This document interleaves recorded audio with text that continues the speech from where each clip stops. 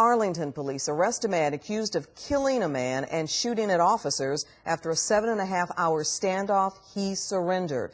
Fox 4's Laurie Berger near that apartment complex where all of it started. And Laurie, do police know why? Well, at this point, they have not told us if they do. They are still on scene. It's now 12 hours later, and they're just on the other side of this building. They are processing what now is a murder scene. They told us all along this was a serious situation. They had an armed gunman who had already shot and killed one person, and this is a populated area. They were doing everything that they could to make sure that this would end safely, and fortunately, it did.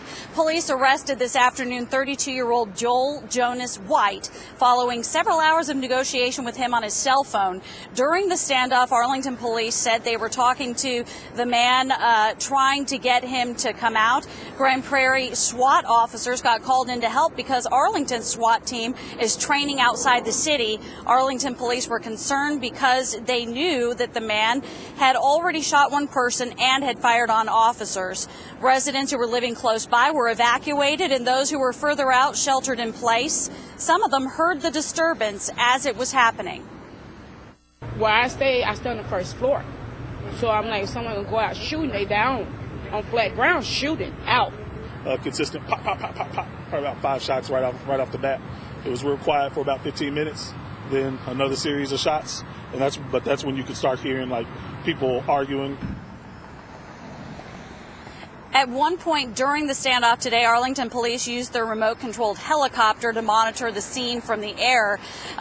After that suspect was arrested and it was evident that the negotiations had worked, police wouldn't say exactly how they got White to come out. He is being held tonight, Clarice, on $250,000 bond in the Arlington jail. Laurie, it sounded like there were a lot of shots fired in that initial shooting. Any reports of injuries? Well, as far as the folks who may have been outside, including the police officers, no, there were no reports of other injuries, and that is fortunate.